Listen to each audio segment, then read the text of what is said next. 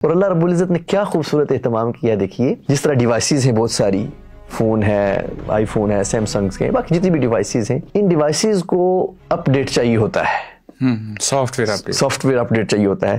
کچھ عرصے کے بعد اگر سافٹ ویئر اپ ڈیٹ نہ ہو تو یہ سلو ہو جاتی ہیں. جی، ان کو ریچارجنگ، ان کا سافٹ ویئر اپ ڈیٹ ہونا ہوتا ہے. اللہ رب العزت نے ایسے ہی رمضان کو بنایا ہے. رمضان یہ ہے، رمضان بندوں کی بخشش کا مہینہ ہے. اور دیکھ لیں کہ سافٹ ویئر کو اپ ڈیٹ کرنے کے لیے اللہ رب العزت نے اس مہینے میں جہنم کے دروازے بند کر دیے ہیں. قرآن نامحرم سے پردہ کرتا ہے. اچھا، نامحرم کون ہے قرآن کا؟ جو اس کے اندر غور و خوض نہیں کرتا، جو اس سے محبت نہیں کرتا، جو اس کے ساتھ ایک تعلق اور ربط قائم نہیں کرتا. مطلب آپ کسی کے ساتھ ایک تعلق، ایک رشتہ قائم کرتے ہیں نا نکاح کی صورت میں، تو وہ نامحرم آپ کے لیے محرم بن جاتی ہے. کہ جب وہ عذاب کو دیکھے گا مجرم، تو وہ اللہ کی بارگاہ میں عرض کرے گا کہ میں اپنی اولاد صدقہ کرتا ہوں، اس عذاب کو مجھ سے دور کر دے. قرآن حکیم سورہ معارج کے اندر ہے، اے رب میں اپنی اولاد کو صدقہ دے دوں گا، صدقہ فدیہ کرتا ہوں میرے اللہ، اس عذاب سے مجھے بچا لے. دنیا کی کسی فلم، کسی ڈرامے، کسی کہانی، کسی ناول میں اتنا سسپینس ہے جتنا قرآن کے واقعات میں ہے. کیا خوبصورتی ہے قرآن کی، کیا تسلسل ہے قرآن حکیم کا. اللہ کا کلام ہے نا. السلام علیکم، امید ہے آپ لوگ خیریت سے ہوں گے. رمضان کی مبارکباد آپ لوگوں کو. اور آج کا گورکھ دندہ مسلمانوں کے اور رمضان المبارک کے نام. آج ہم بات کریں گے کہ رمضان کے اندر جو نعمتیں ہیں، جو رحمتیں ہیں، ان کو آپ کیسے سمیٹ سکتے ہیں. یہ مہینہ کتنا بابرکت ہے. اور یقیناً اس سلسلے میں آج میرا ساتھ دیں گے حافظ عاصم ممتاز الازہری، اور ان سے جانیں گے کہ رمضان کو کیسے گزارنا چاہیے اور اس کی اہمیت، افادیت اور فضیلت کیا ہے. السلام علیکم. وعلیکم السلام ورحمۃ اللہ وبرکاتہ. بہت شکریہ، آپ نے اچھے موضوع کے اوپر ہمیں وقت دیا. ہم یقیناً لوگوں کو کچھ بیان کر پائیں گے. رمضان المبارک کی تعریف کیا ہے؟ اللہ اکبر. بسم اللہ الرحمن الرحیم. برکتوں، رحمتوں اور بخششوں کا مہینہ. اللہ اکبر. اللہ رب العزت نے اپنے بندوں کے لیے کیا خوبصورت اہتمام کیا ہے. ہمیں اس رمضان کو کیسے گزارنا چاہیے.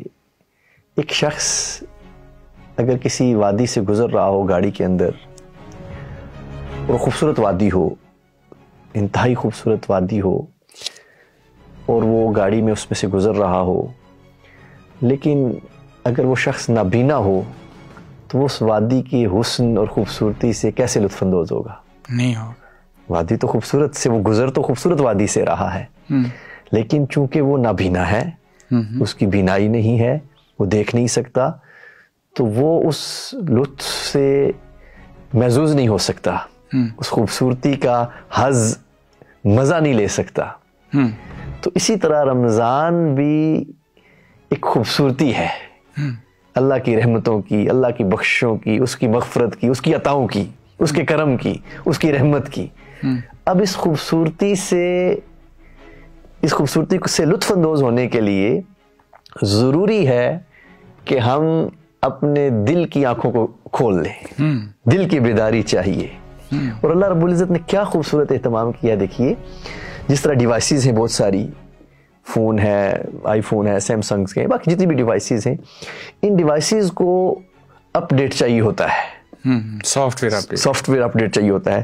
کچھ عرصے کے بعد اگر سافٹ ویئر اپ ڈیٹ نہ ہو تو یہ سلو ہو جاتی ہیں. جی، ان کو ریچارجنگ، ان کا سافٹ ویئر اپ ڈیٹ ہونا ہوتا ہے.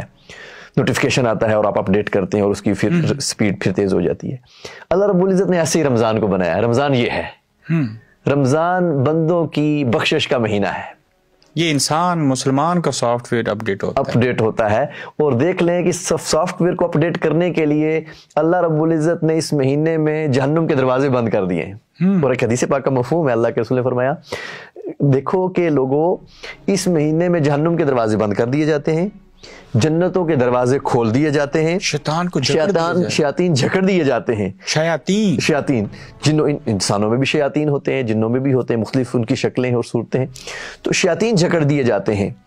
تو اب جب اتنا کچھ تمہارے لیے اللہ پاک اہتمام کر رہا ہے تو اب اتنا کچھ ہونے کے باوجود اگر کوئی شخص جنت نہیں کما سکتا اور اتنی خوبصورت وادی سے گزرتے ہوئے بھی دل کی آنکھوں کو جگا نہیں سکتا، ان کو کھول نہیں کر سکتا، ان کو بیدار نہیں کر سکتا، تو فرمایا اس شخص کے لیے ہلاکت ہے، ہلاکت ایون کہ ایک حدیث پاک ہے۔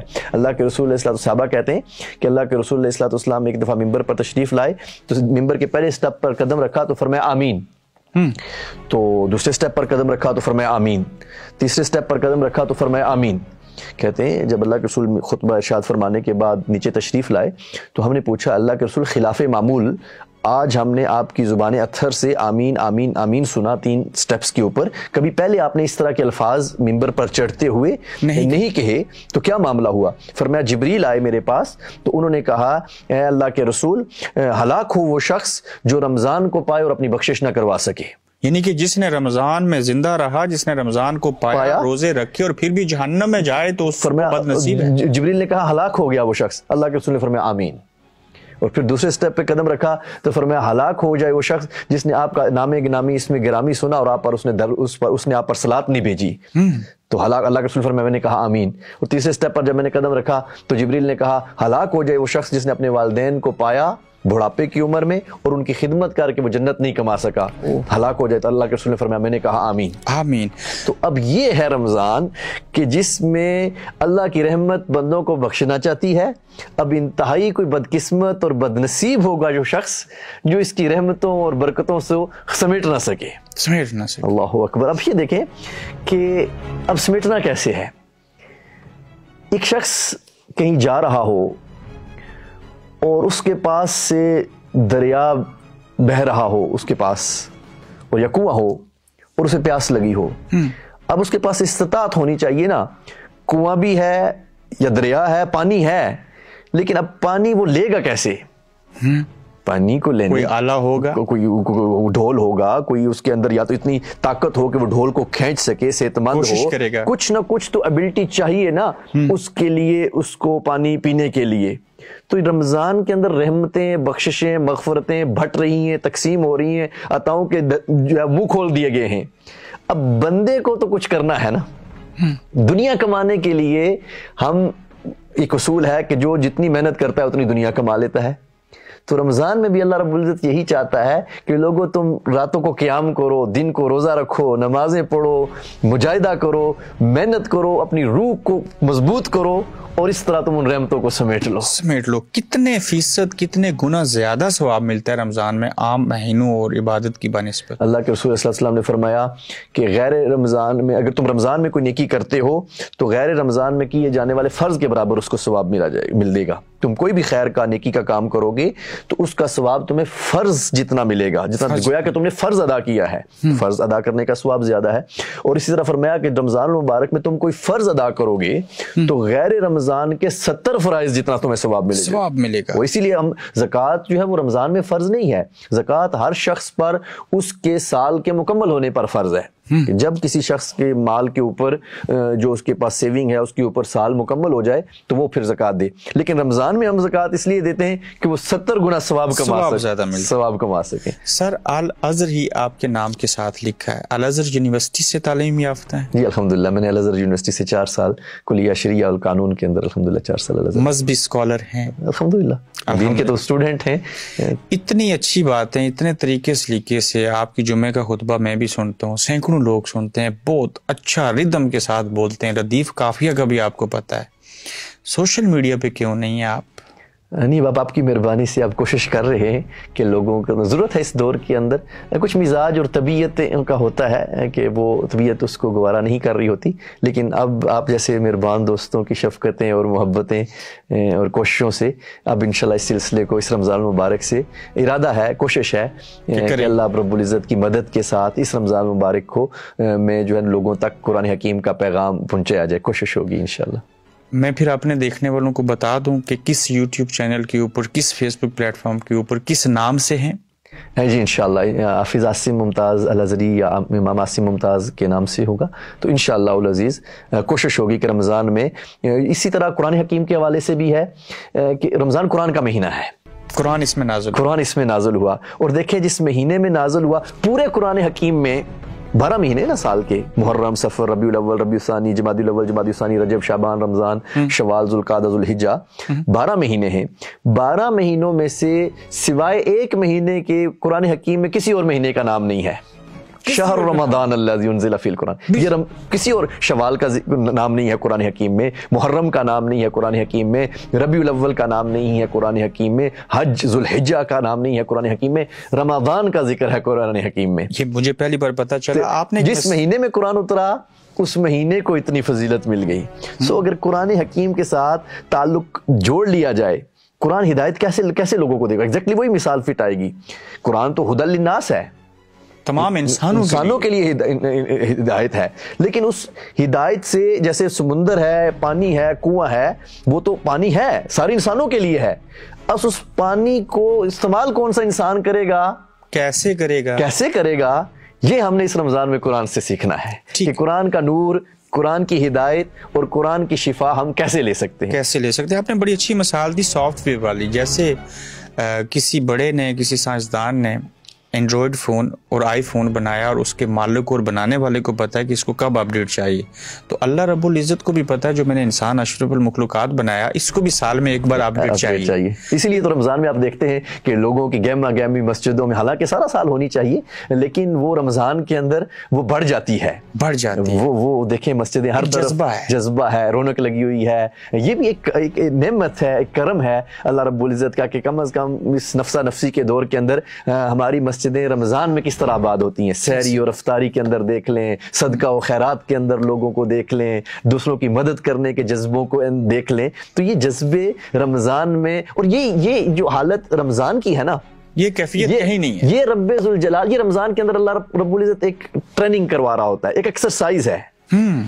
حقیقت میں یہ جذبہ، یہ کیفیت جو ہم پر رمضان میں طاری ہوتی ہے، ہمیشہ رہنی چاہیے۔ یہ بندہ مومن کے وجود پر رب ذوالجلال ہمیشہ دیکھنا چاہتا ہے۔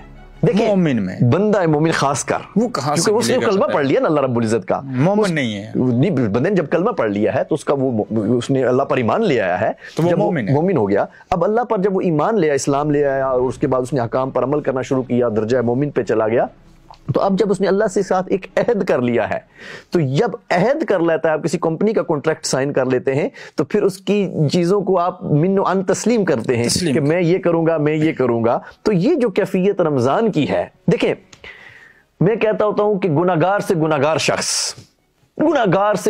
شخص جو ہے نا، جو جھوٹ بول لیتا ہے، جو رشوت لے لیتا ہے، جو غیبت کر لیتا ہے، چغلی کر لیتا ہے، چھوٹی موٹی 2 نمبریاں کر لیتا ہے، وہ شخص بھی اگر روزہ رکھے گا نا اور تنہا کمرے میں بیٹھا ہوگا اور اسے پیاس لگے گی، وہ پانی نہیں پیے گا۔ عجیب بات ہے نا؟ جی بات ہے، جو کہ روزہ میرے لیے ہے اور میں خود ہی اس کی جزا دوں گا۔ دیکھیں یہ کیفیت، اب لوگوں کو یہ بات سمجھنے کی ضرورت ہے، یہ کیفیت ایک انسان کے اوپر، ایک مومن کے اوپر طاری ہو جائے تو کوئی گناہ نہ کرے، وہ چلے، وہ باقی سارے جھوٹ، رشوت، غیبت، چغلی، حسد، یہ بیماریاں اس کے اندر ہیں، حالانکہ ہونی نہیں چاہیے، لیکن یہ جو کیفیت اس کی صرف روزے کی حالت میں ہے، یہی کیفیت سارے معاملات کے اندر ہونی چاہیے ٹیکنیکلی۔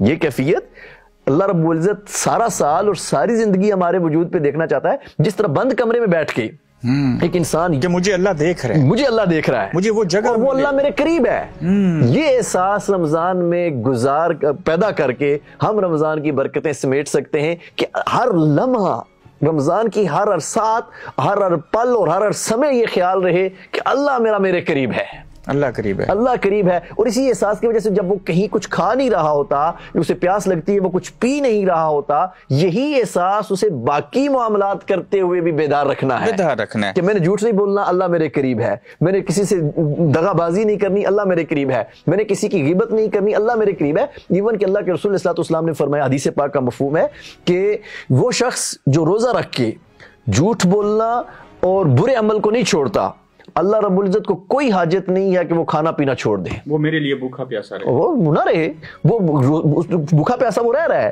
لیکن ساتھ جھوٹ بول رہا ہے۔ میں ایک غیر اسلامی ملک گریٹ برٹن میں رہتا ہوں، روزہ تو آنکھوں کا بھی ہے، کان کا بھی ہے، زبان کا بھی ہے اور پورے جسم کا ہے۔ میرا اشارہ آپ سمجھ گئے ہوں گے، میں کیسے بچ سکتا ہوں؟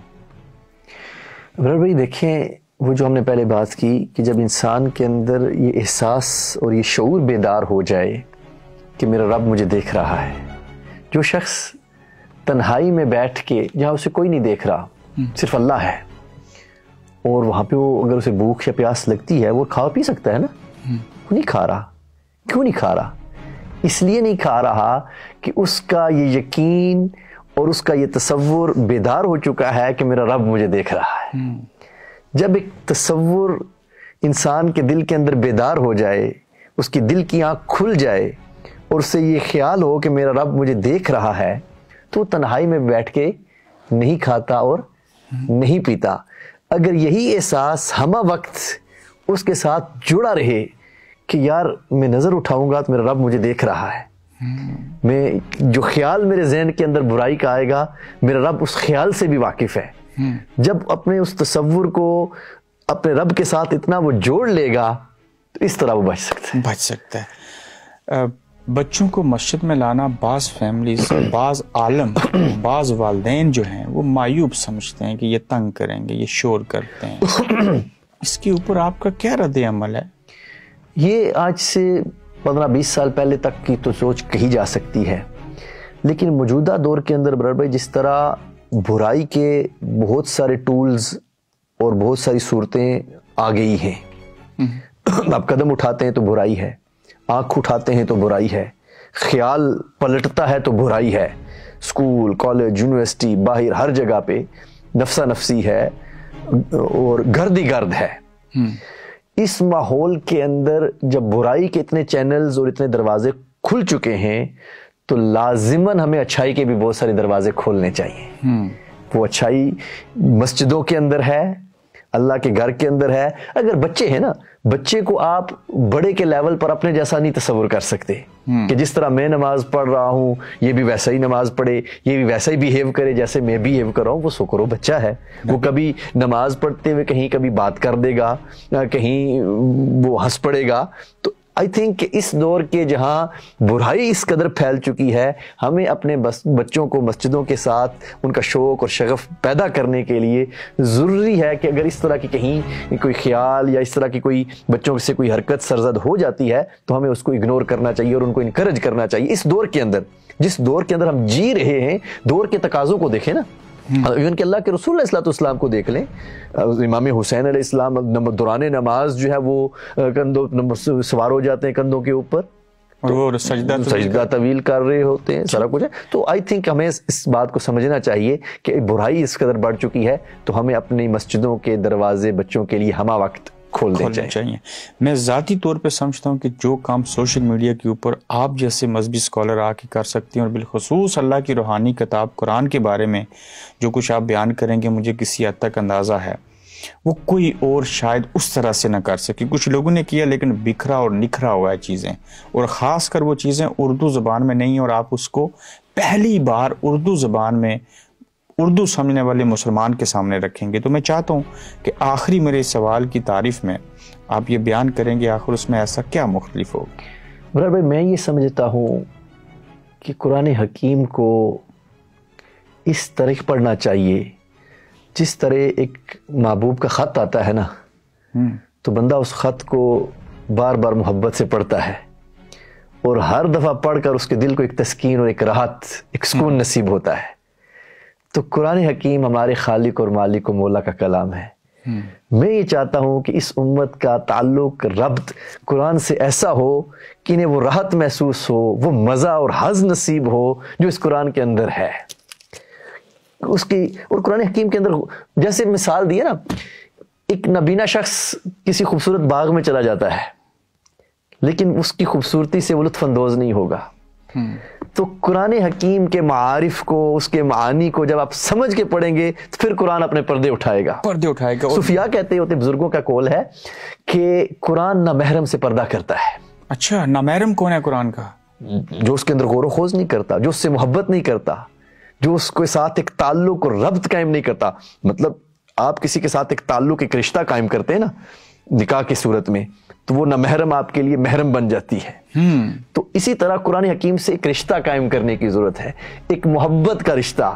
फकत जुबानी, आप उसके महरम बन जाए ना महरम नहीं बने, ना महरम, कुरान पर्दे उठाएगा, फिर पर्दे उठाएगा। हज़रत अब्दुल्ला बिन अब्बास का कौल है कि अगर मेरे ऊंट की रस्सी भी गुम हो जाती थी ना तो मैं कुरान खोल के पढ़ना शुरू कर देता था, तो ये कुरान मुझे बताता था कि अब्दुल्ला तुम्हारे ऊंट की ये रस्सी फलां घाटी की फलां जगह पे पड़ी हुई है। आज भी कोई चीज भूल जाए और मैं खुद तजर्बा करता हूँ कि मैं दुरूद शरीफ पढ़ना शुरू करूँ, मुझे याद आ जाए। वैसे ही अल्लाह के जिक्र के साथ आपके जहन के अंदर वो चीजें आती हैं। मैं इंटरव्यू करते हुए सवाल बोल जाऊँ, दुरूद शरीफ याद करता हूँ, पूरा पढ़ता है नहीं, मुझे सवाल याद आ जाता है। सुभान अल्लाह, ये बरकतें हैं कुरान। तो ये ताल्लुक चाहता हूँ कुरान हकीम का। और इसी तरह बेशुमार चीजें, जैसे अब कुरान से हिदायत कैसे ली जा सकती है। जैसे हमने पहले कहा कि आपको पानी लेने के लिए भी तो कोई बर्तन चाहिए ना, तो आप उस बर्तन में पानी डालेंगे ना, तो कुरान की हिदायत लेने के लिए भी दिल का बर्तन चाहिए। इसके ऊपर हम बात करेंगे रमजान के अंदर। इसी तरह बेशुमार और चीजें हैं कि कुरान हकीम के अंदर देखिए, क़यामत के दिन ना हर शख्स एक दूसरे से भागेगा। इवन इंसान अपने माँ बाप से दूर भागेगा, अपने बहन भाइयों से दूर भागेगा। लेकिन जब वो अजाब को देखेगा, सूरह मारिज के अंदर है कि जब वो अजाब को देखेगा मुजरिम, तो वो अल्लाह की बारगाह में अर्ज करेगा कि मैं अपनी औलाद सदका करता हूं, इस अजाब को मुझसे दूर कर दे। कुरान हकीम सूरह मारिज के अंदर है, ऐ रब मैं अपनी औलाद को सदका दे दूंगा, सदका फिदिया करता हूं मेरे अल्लाह, इस अजाब से मुझे बचा ले। मैं अपने भाई और अपनी बीवी सदका करता हूं, फिदिया दे देता हूं, इस अजाब से मुझे बचा ले। लेकिन उस लम्हे पर वो ये नहीं कहेगा कि मैं अपने वालिदैन को सदका करता हूं, मुझे इस अजाब से बचा ले। इसके ऊपर फिर बात क्यों नहीं कहेगा? तो इस तरह की चीजें हैं। शहद की मक्खी के अंदर अल्लाह ने शिफा रखी है, शहद में शिफा है। उसकी मक्खी के मुंह से निकलने वाले थूक के अंदर, उसके मादे के अंदर जो उसके मुंह से लुआब निकलता है, उसमें अल्लाह ने शिफा रखी है। क्यों शिफा रखी है? ये उसके अंदर है, शहद की मक्खी में शिफा। आप हाफिज कुरान है, आपने तफसीर पढ़ी, आपने कई साल लगाए, आपको 20 साल का तजर्बा हो गया। एक सवाल जानना चाहता हूँ, दुनिया की किसी फिल्म, किसी ड्रामे, किसी कहानी, किसी नावल में इतना सस्पेंस है जितना कुरान के वाकयात में है? क्या खूबसूरती है कुरान की, क्या तसलसल है कुरान हकीम का। अल्लाह का कलाम है ना, सस्पेंस है। इंसानों के कलाम है, इसको जितना पढ़ते जाएंगे वो सस्पेंस के पर्दे उठते जाएंगे। जितना इसके साथ ताल्लुक कायम करेंगे उतने पर्दे, हिजाबात। अब देखिए, गौर करें इब्रार भाई, अब कुरान हकीम के वही अल्फाज है ना, एक ही तफसीर काफी होनी चाहिए थी ना कुरान हकीम की, एक ही तर्जुमा ट्रांसलेशन काफी होनी चाहिए थी ना। लेकिन 1400 साल से हजारों की तादाद में तफासिर लिखी हुई हैं। हर तफसीर का एक अपना रंग है और अपनी खूबसूरती है, अपना एंगल है, अपना एंगल है। वही अल्फाज हैं, उन्हीं अल्फाज से हर दौर के अंदर आने वाले उलमाए कराम ने मानी को बयान किया, उसकी खूबसूरती को बयान किया। तो ये क्या है?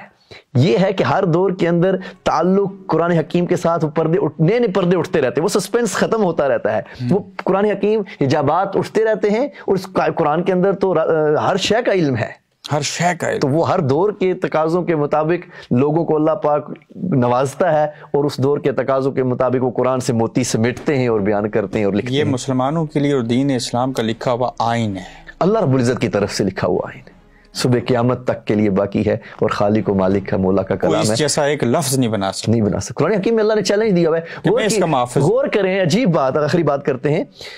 अल्लाह रब्बुल इज़्ज़त कुरान हकीम में कह रहा है, चैलेंज दे रहा है काफिरों को, इस जैसी 10 सूरतें ले आओ। एक सूरत तुम कहते हो घड़ा हुआ, तुम घड़ के ले आओ, अल्लाह के सिवा अपने सारे जो तुम्हारे मुआविनीन हैं, मददगार हैं, उन सारों को बुला लो अगर सच्चे हो।